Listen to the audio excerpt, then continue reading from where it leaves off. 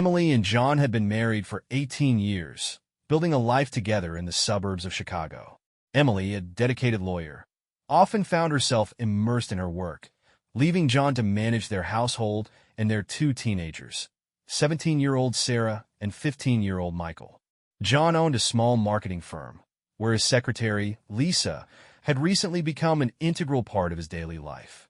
As Emily's career flourished, her time at home diminished. Late nights at the office became routine, and family dinners grew infrequent. John, feeling increasingly isolated, began to notice the void left by Emily's absence. Lisa, with her attentive nature and easy laughter, started to fill that emptiness. It began innocently, shared lunches, collaborative projects, and conversations that extended beyond work. Lisa listened to John's frustrations and offered comfort in ways Emily no longer did. The line between professional and personal blurred, leading to stolen glances and lingering touches. One evening, as Emily was leaving the courthouse after a particularly grueling case, she spotted John through the window of a nearby restaurant. He was seated at a corner table, laughing with Lisa in a manner that seemed too familiar. A pang of unease settled in her chest, prompting her to linger outside, watching their interaction. The following day, Emily couldn't shake the image of John and Lisa together. She began to notice subtle changes in John's behavior, his guarded phone conversations, the fresh scent of cologne before he left for late meetings, and the way he distanced himself from her touch. Doubt gnawed at her, but she hesitated to confront him without concrete evidence. Determined to uncover the truth, Emily decided to follow John after work. Her heart raced as she trailed his car through the city streets, leading to a secluded parking lot adjacent to a boutique hotel. From a distance, she watched in silent agony as John and Lisa shared a passionate kiss before disappearing into the hotel's entrance. The weight of betrayal settled heavily on Emily's shoulders.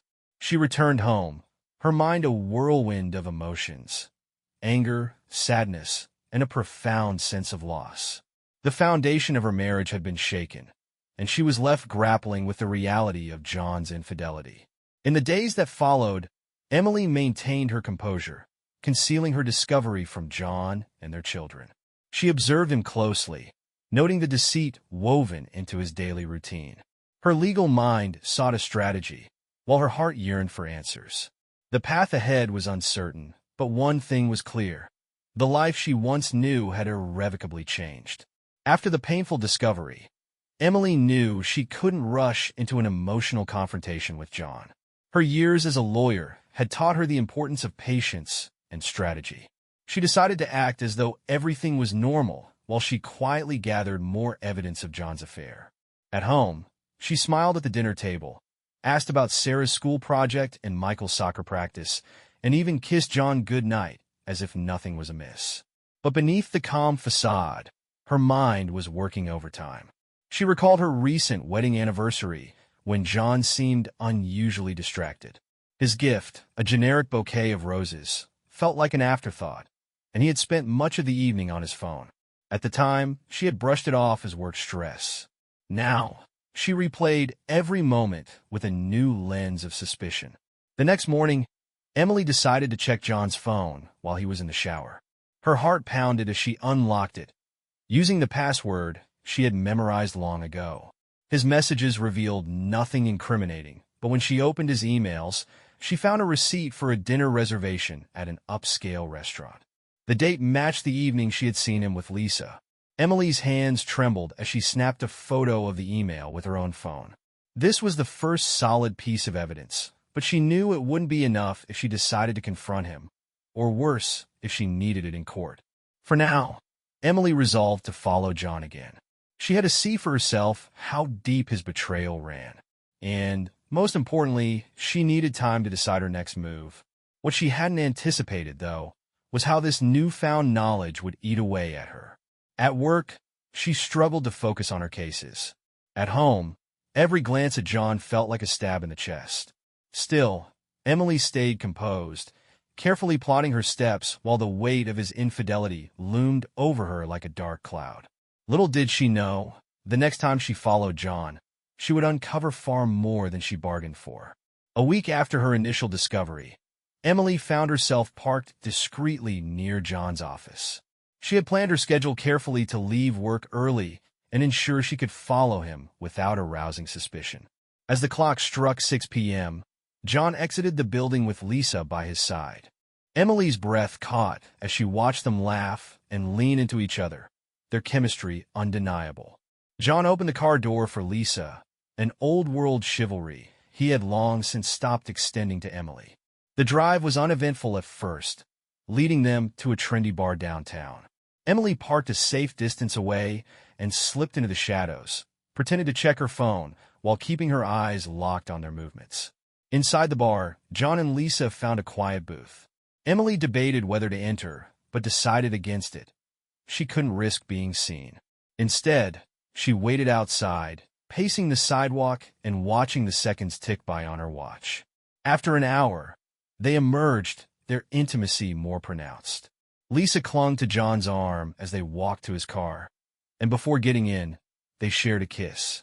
It wasn't a fleeting peck, it was deep, passionate, and devastatingly real. Emily clenched her fists, her nails digging into her palms. But the evening wasn't over. To her horror, John's car headed back toward the same boutique hotel she had followed him to before. This time, Emily was prepared. She parked nearby and waited until they disappeared inside. Her mind raced as she considered her options. She could storm in and confront them on the spot, but that would blow her cover. Instead, she decided to gather more evidence. She walked into the lobby and pretended to be a guest, her professional demeanor shielding her true intentions. At the reception desk, Emily caught a glimpse of the room key John had collected. Room 304. Adrenaline coursed through her veins as she made her way to the elevator. She had no plan, no idea what she would do once she reached their door. All she knew was that she needed to see for herself how far this betrayal had gone.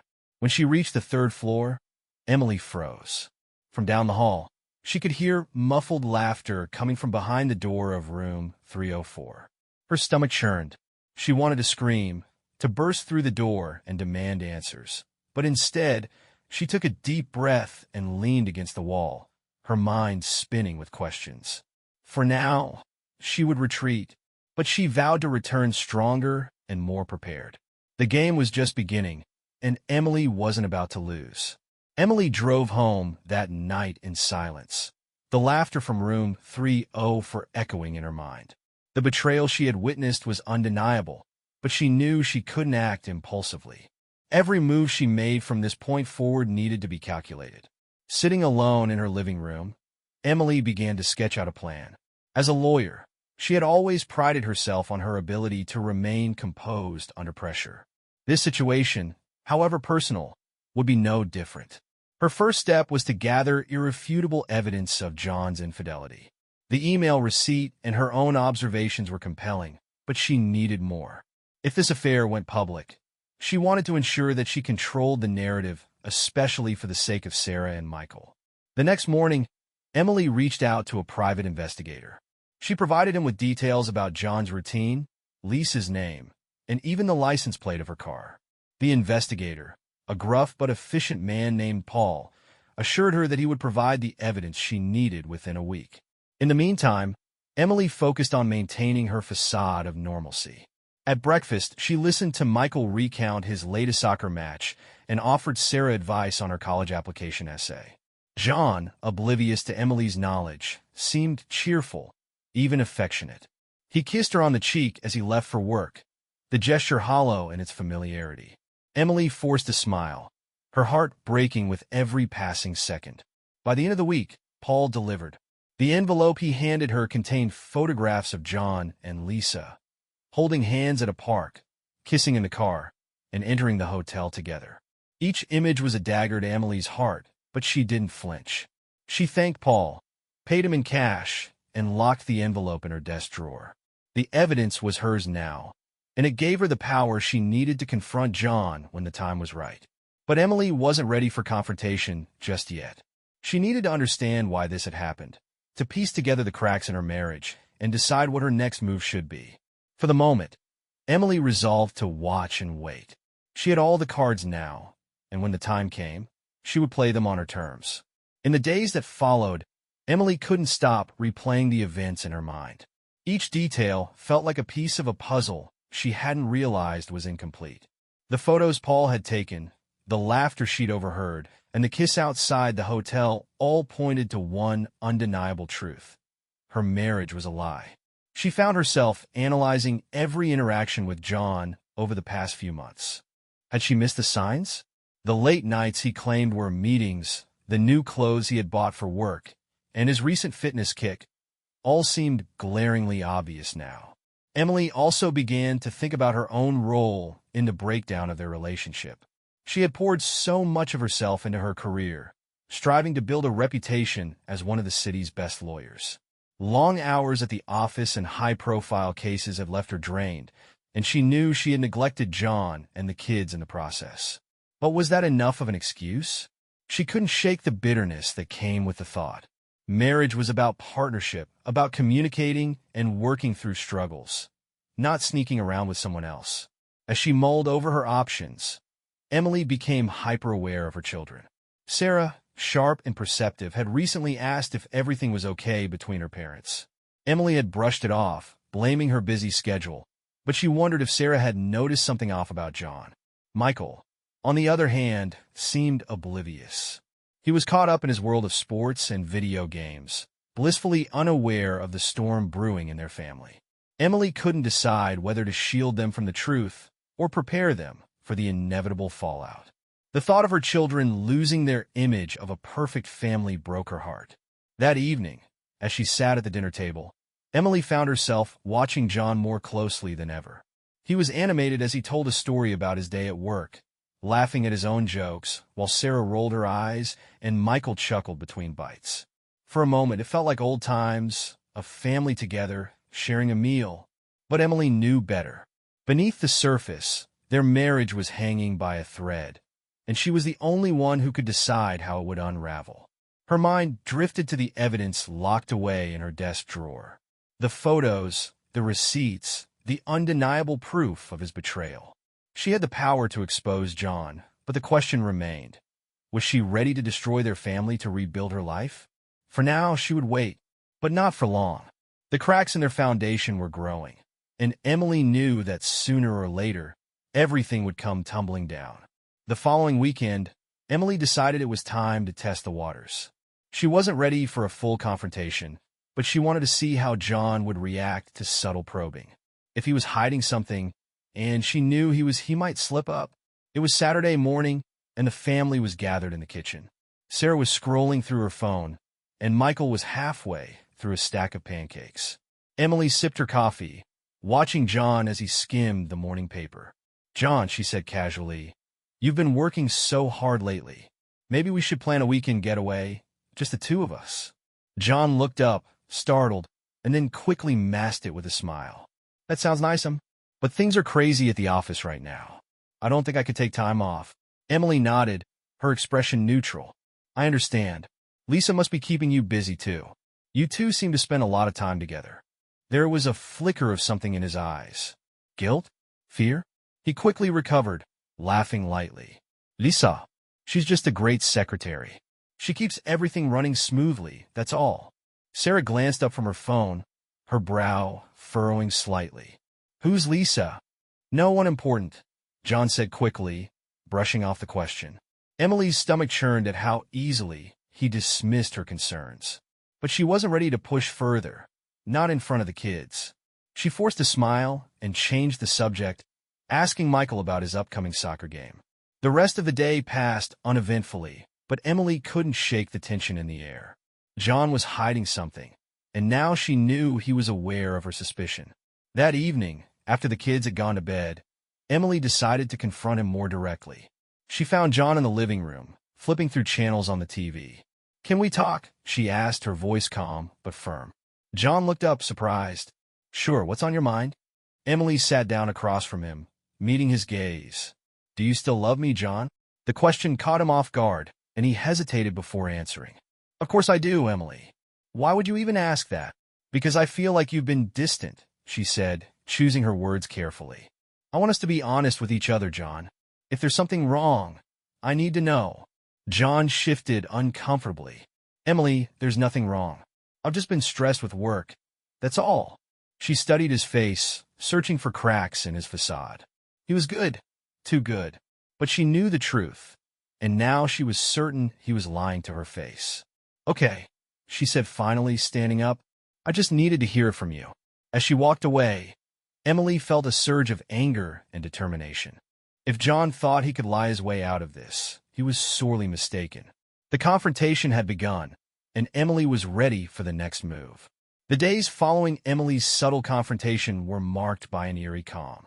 John seemed more attentive than usual, making a point to engage in family activities and spending time with Sarah and Michael. It felt like he was overcompensating, trying to distract Emily from her growing doubts. Emily, however, saw through the act. The seed of suspicion she had planted during their conversation had clearly unsettled him, but he wasn't ready to admit anything. That, in itself, was confirmation enough for her. At work, Emily found herself distracted, her thoughts consumed by what she knew and what she needed to do next. Her colleagues noticed her preoccupation, but she waved it off, blaming a difficult case. The truth was, Emily was preparing for a confrontation that would likely redefine her entire life. One evening, as Emily reviewed a case file at home, her phone buzzed with a text. It was from Sarah. Can I talk to you? Alone? Concerned. Emily immediately went upstairs to Sarah's room.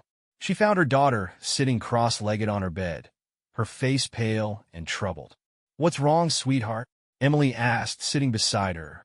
Sarah hesitated, then said, Mom, is everything okay with you and Dad? Emily's heart sank. She hadn't expected this conversation so soon. Why do you ask? I don't know, Sarah said, fidgeting with the hem of her sweater.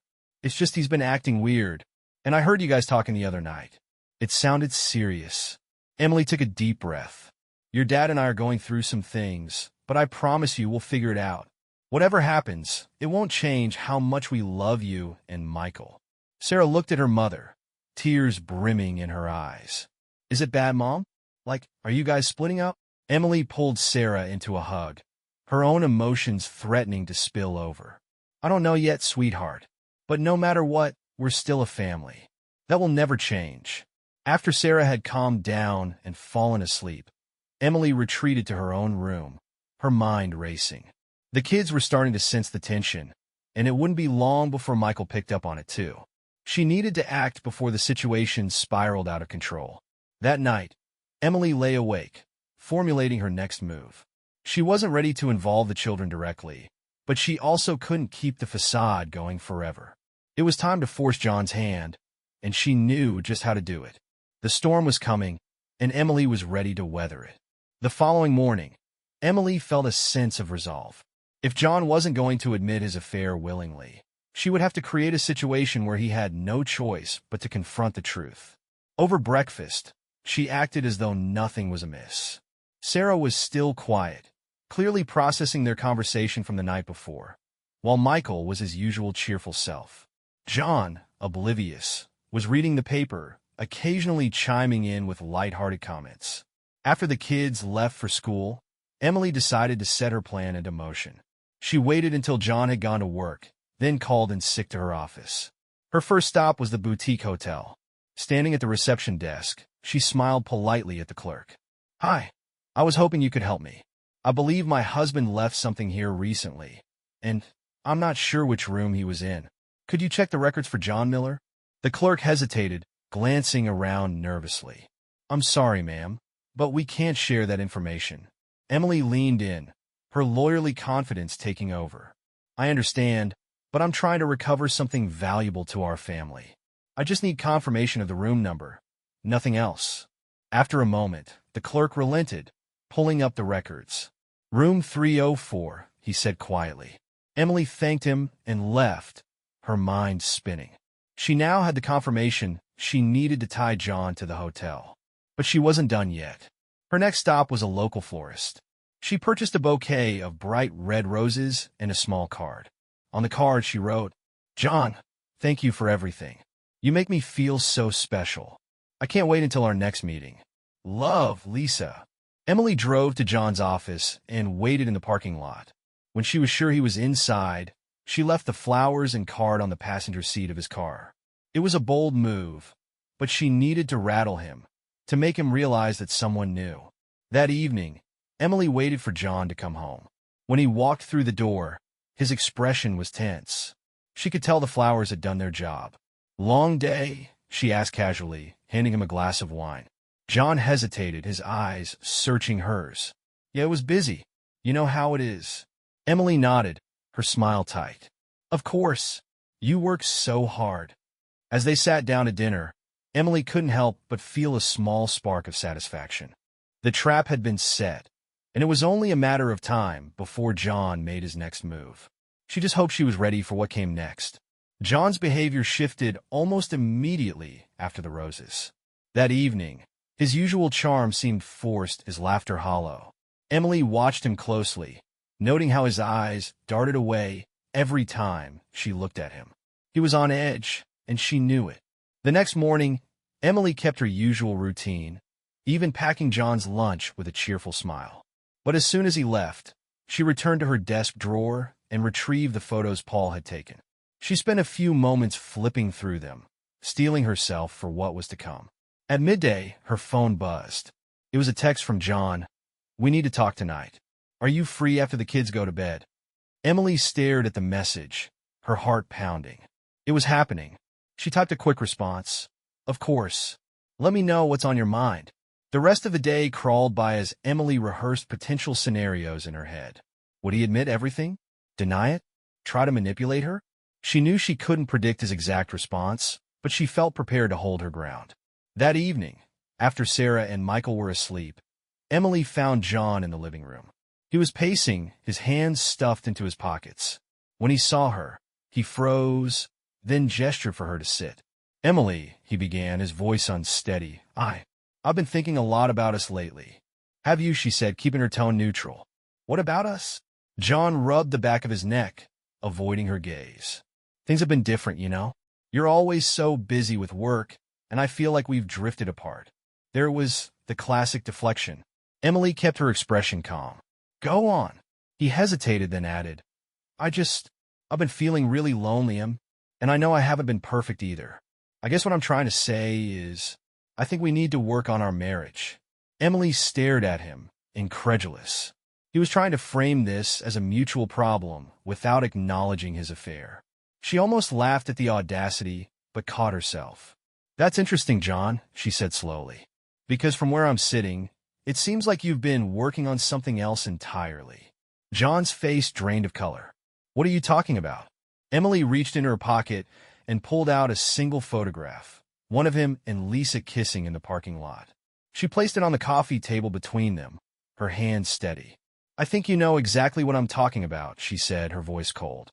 John stared at the photo, his mouth opening and closing like a fish gasping for air. For the first time, he had no quick excuse, no charming deflection. The room was silent except for the sound of Emily's steady breathing. Finally, he whispered, "Emily, I can explain." She leaned back, folding her arms.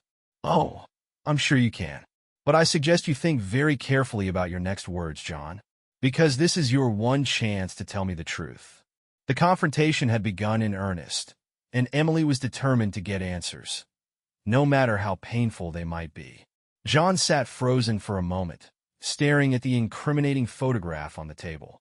Emily's piercing gaze bore into him, leaving no room for escape. Finally, he let out a heavy sigh and ran a hand through his hair. "Emily, he began, his voice shaky. "It wasn't supposed to be like this. I never wanted to hurt you." "Too late for that," Emily snapped. "How long, John? How long have you been seeing her?" John hesitated, then mumbled, "A few months." Emily's heart clenched, but she kept her composure. "A few months? And you thought I wouldn't notice? Did you really think I wouldn't figure it out?" "I didn't mean for it to happen," he said quickly, his words tumbling over each other. "It started with work, late nights, long conversations.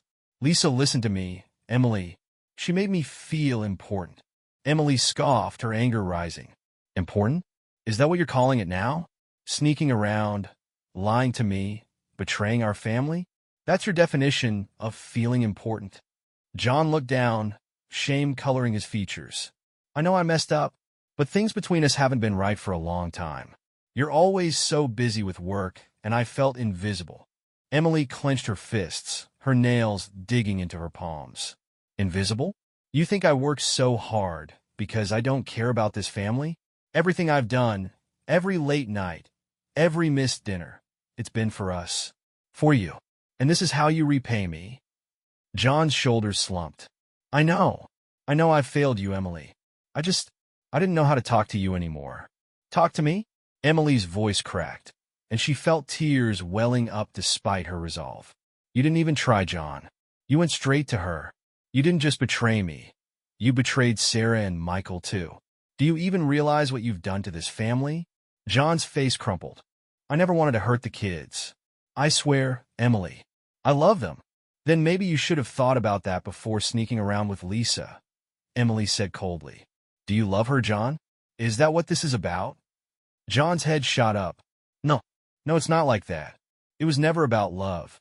It was a mistake, a stupid, selfish mistake. Emily stared at him, her anger warring with a deep, aching sadness. She had loved this man, built a life with him, trusted him. And now, that trust was shattered beyond repair. I need time to think, she said finally, her voice barely above a whisper. I don't even know what to say to you right now. Emily, please, John said, reaching out to her. Let me fix this. I'll do anything. She pulled away, standing up and taking the photograph with her. You should have thought about fixing it before you destroyed it. Without another word, Emily left the room, her mind a whirlwind of emotions. She had the truth now, but it didn't make the pain any easier to bear. The only question left was what to do next. The next morning, Emily woke with a heavy heart. The confrontation with John played on a loop in her mind, each word cutting deeper than the last. She had always thought of herself as strong, capable, unshakable, but now she felt like her world was crumbling around her. John was already awake, sitting at the kitchen table with a cup of coffee. He looked disheveled, as though he hadn't slept at all. When Emily walked in, he opened his mouth to speak, but she held up a hand to stop him. Not now, she said firmly. I need space. He nodded, his gaze dropping to the table. For the first time in their marriage, John looked small, like a man who had lost everything and didn't know how to get it back. Emily grabbed her own coffee and retreated to her home office. She stared at the stack of case files on her desk, but her mind refused to focus. Her usual sharpness was dulled by the emotional weight she carried. After an hour of futile attempts to work, she decided to take a walk to clear her head. As she strolled through the quiet streets of her neighborhood, Emily tried to make sense of her emotions. Anger, betrayal, sadness. They all swirled within her, but beneath them was something unexpected, a sliver of relief. She had spent months feeling disconnected from John, sensing something was wrong, but unable to name it. Now, at least, she had clarity. When she returned home, she found John in the living room, staring blankly at the television. He looked up as she entered, his eyes pleading. Emily, he said softly, I know I've hurt you. I know I don't deserve your forgiveness, but I'm begging you to give me a chance to make this right. She crossed her arms, her expression unreadable. And how do you propose to do that, John? You can't just erase what you've done.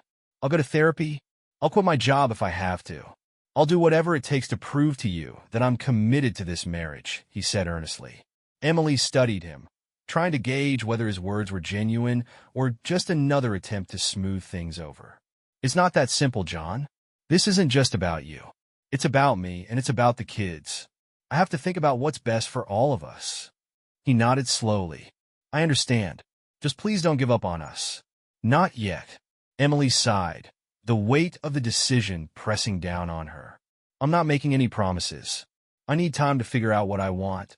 For the rest of the day, they avoided each other, moving through the house like strangers. Emily spent hours in her office. Writing in her journal and making lists of pros and cons. Divorce seemed like the logical choice, but part of her wondered if their marriage was worth saving. Could they rebuild after such a betrayal? Did she even want to? That night, as she lay in bed alone, Emily realized something important. No matter what decision she made, it would have to be for herself and her children, not for John. The path ahead was unclear, but Emily knew one thing for certain. She would not let this break her. Over the next few days, the house remained tense. Emily had told John she needed time, but the atmosphere between them was suffocating. He tiptoed around her, his attempts at small talk met with curt responses or silence. Sarah and Michael noticed the shift, though neither dared to ask outright what was going on. Emily spent most of her free time reflecting. She thought about the life she and John had built together, the good years that now felt like a distant memory. She thought about her children and the impact this would have on them. But most of all, she thought about herself, her wants, her needs, and the part of her that had been neglected for far too long. On the 5th night after the confrontation, Emily made a decision. She would meet with a marriage counselor. Not because she was ready to reconcile, but because she needed to understand whether there was anything left to salvage. She told John as much over dinner, her tone firm and matter-of-fact. "We'll try counseling," she said, setting her fork down. "But let me be clear, this isn't a promise of forgiveness. This is a chance for you to prove that you're willing to change, and for me to decide if I even want to rebuild this." John looked at her with a mix of relief and apprehension. "Thank you, Emily. I'll do whatever it takes. I swear." The next day, Emily scheduled their first session with a highly recommended therapist named Dr. Harper. She chose someone who had a reputation for being direct and insightful, qualities she knew were necessary for tackling the mess their marriage had become. Their first session was awkward and emotionally draining. Dr. Harper began by asking each of them to share their perspective on what had gone wrong in the marriage. John spoke first, his voice trembling as he admitted to feeling neglected and unappreciated. He apologized profusely, tears streaming down his face as he confessed how much he regretted his actions. When it was Emily's turn, she surprised herself with how much anger and hurt spilled out. She talked about the betrayal, the lies, and the humiliation of finding out about the affair. But she also admitted to feeling disconnected from John long before Lisa entered the picture. She spoke of her own guilt for prioritizing work over her family and the resentment she felt toward him for not addressing their issues sooner. Dr. Harper listened carefully, then said, "It's clear that both of you are carrying a lot of pain. The question we need to answer is whether you're both willing to do the work to heal, not just as a couple, but individually." After the session, Emily felt a strange mix of emotions. She wasn't sure if counseling would save their marriage, but for the first time, she felt like she had a space to voice her feelings without being dismissed or ignored. John, on the other hand, seemed cautiously optimistic. "I think this could help us, Emily," he said as they drove home. "I know it won't be easy, but I'm willing to do whatever it takes." Emily didn't respond right away. She stared out the window, watching the city lights blur into streaks of color. She wanted to believe him. Part of her even hoped he was right, but she knew better than to place her trust blindly in his words. For now, all she could do was take things one step at a time. Whether their marriage would survive remained uncertain, but Emily was determined to come out of this stronger, no matter the outcome. The second therapy session was even more intense than the first. Dr. Harper wasted no time in delving into the deeper issues that had plagued their marriage long before the affair. Emily appreciated the direct approach, but it also left her feeling raw and exposed. Dr. Harper began by addressing John. "You mentioned last time that you felt neglected in the marriage, that you didn't know how to communicate your needs. Let's explore that. When did you start feeling this way?" John hesitated, glancing at Emily before answering. "It started a few years ago, I think. Emily was taking on more and more cases, and I felt like I wasn't a priority anymore. I know she was doing it for the family, but it felt like she was choosing her work over me." Emily bristled but kept her tone measured. "And did you ever tell me that, John? Did you ever come to me and say, 'I feel like we're drifting apart'? Because I don't remember that conversation." John looked down, shamefaced. "No, I guess I didn't know how to say it." Dr. Harper interjected. "John, not expressing your feelings created a vacuum that you filled with an affair. That's on you. But Emily, let's also examine your role. Were there signs that John was unhappy? And did you notice them?" Emily sat back, thinking carefully. "I knew he was frustrated sometimes. I could sense that he wanted more attention, but I thought I thought he understood that what I was doing was for us, for our future. I didn't realize how much he resented it. Dr. Harper nodded. This is the heart of it. Unmet needs and unspoken expectations. It's not about blame. It's about understanding how you both contributed to the disconnect. As the session continued, Emily felt a strange mix of emotions. Part of her was angry at John for not speaking up and for betraying her instead of addressing their problems.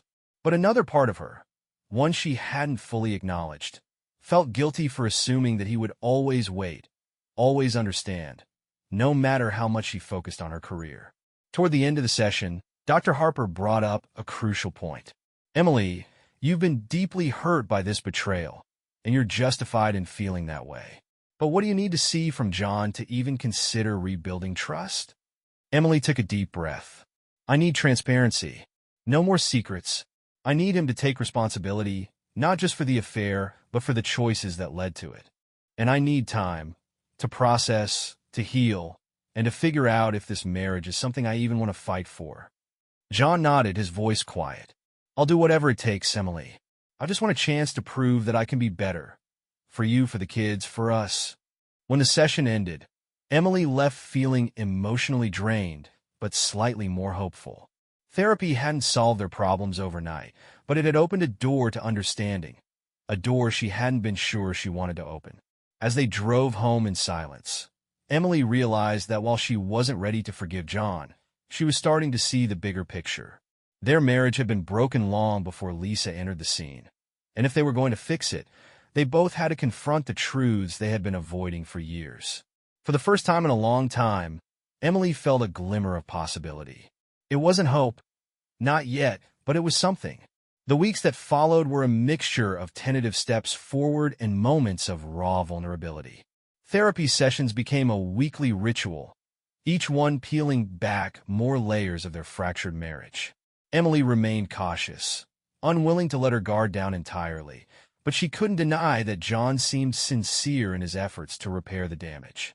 At Dr. Harper's suggestion, they began incorporating small, intentional acts of connection into their daily lives. John started leaving Emily handwritten notes in the mornings, simple but heartfelt messages that acknowledged her hard work and expressed his regret for his actions. Emily, in turn, made an effort to join him for coffee before work, a gesture that didn't erase her pain, but showed she was willing to meet him halfway. One evening, John approached her hesitantly. Emily, I've been thinking. I want to tell the kids the truth. Emily froze, her heart pounding. You want to tell them about the affair? John nodded, his face etched with guilt. I think they deserve to know. I've been a terrible example, and I don't want them to think it's okay to lie or betray someone. But I'll only do it if you think it's the right time. Emily considered his words. The idea of exposing their children to the harsh reality of what had happened felt cruel. But she also knew that Sarah and Michael weren't oblivious. They had sensed the tension, and shielding them from the truth might only create more confusion. I'll think about it, she said finally. But if we do tell them, it has to be in a way that doesn't put them in the middle of our issues. They're not responsible for this. John agreed, and the conversation was left unresolved, hanging in the air like a storm cloud. A few days later, during their next therapy session, the topic came up again. Dr. Harper guided them through the potential impact of telling their children. Honesty is important, she said, but so is protecting their emotional well-being. If you choose to share this, frame it in a way that emphasizes accountability and a commitment to growth. That night, after the kids had gone to bed, Emily sat on the porch, staring out at the darkened street. She felt a weight pressing down on her. One part anger, one part sadness, and a growing thread of uncertainty about the future. John joined her, sitting quietly at her side. I know I've put you in an impossible position, he said softly. I'll follow your lead, Emily. Whatever you think is best for the kids, for us, I'll do it. Emily didn't respond immediately. She looked at him, really looked at him, and saw a man who was trying, however flawed his efforts might be. But she also saw a man who had betrayed her in the worst way possible. Let's take it one step at a time, she said finally. We don't have to have all the answers right now. As they sat together in silence, Emily felt a flicker of something she hadn't felt in a long time. Not forgiveness, not love, but the faintest glimmer of understanding. Whether it would grow into something stronger remained to be seen. For now, she was content to test the waters, one cautious step at a time. 2 months after Emily had first discovered John's affair, life in the Miller household began to take on a strange sense of normalcy. It wasn't the normalcy they had once known, full of unspoken trust and shared routines, but rather a tentative balance forged through honesty and effort. Emily and John had decided, with the guidance of Dr. Harper, to sit down with Sarah and Michael and tell them the truth. They approached the conversation carefully, framing it in terms of mistakes and growth rather than blame. "I made a terrible decision," John admitted, his voice steady but full of remorse. "I betrayed your mom's trust, and I hurt our family. I'm so sorry for what I've done, and I'm working to make things right." Emily added, "What's important for you both to know is that this isn't your fault. Your dad and I are figuring things out, and no matter what happens, we love you and will always be here for you." Sarah cried, her sharp intuition finally validated, while Michael sat in stunned silence. The honesty was painful, but necessary. Emily hoped it would be a foundation for healing, not just for her marriage, but for their family as a whole. In the weeks that followed, Emily focused on herself for the first time in years. She began attending yoga classes and set boundaries at work to ensure she could spend more time with her children. She also joined a support group for women who had experienced infidelity, finding solace in the shared stories and strength of others who had walked similar paths. John, for his part, remained committed to the changes he had promised. He attended individual therapy sessions and worked to rebuild Emily's trust through small, consistent actions, keeping his phone unlocked, being transparent about his schedule, and prioritizing family time. Despite his efforts, Emily knew the road ahead wouldn't be easy. Forgiveness was not a guarantee, and she was still undecided about the future of their marriage. She had begun to see John as a flawed man rather than the partner she had once idealized, and while she appreciated his attempts to make amends, she wasn't sure if it was enough. One evening, as they sat together after the kids had gone to bed, John turned to her. "Emily, I know I don't deserve a second chance, but I'm asking for one. Not because I expect you to forget what I've done, but because I want to prove to you that I can be better, not just for you, but for myself." Emily studied him, her emotions a mix of anger, compassion, and something that felt like hope. "I don't know if I'm ready to forgive you, John, and I don't know if I ever will. But I can see that you're trying, and that means something." John nodded, his eyes filled with gratitude. "That's all I can ask for." The next day, Emily found herself reflecting on the journey they had taken. She realized that, regardless of what happened between her and John, she had rediscovered a part of herself she had long ignored. Her strength, her resilience, and her ability to move forward, no matter the circumstances. The chapter they were writing now was uncertain, filled with questions that had no easy answers. But Emily knew one thing for sure. She would no longer be defined by what had happened to her.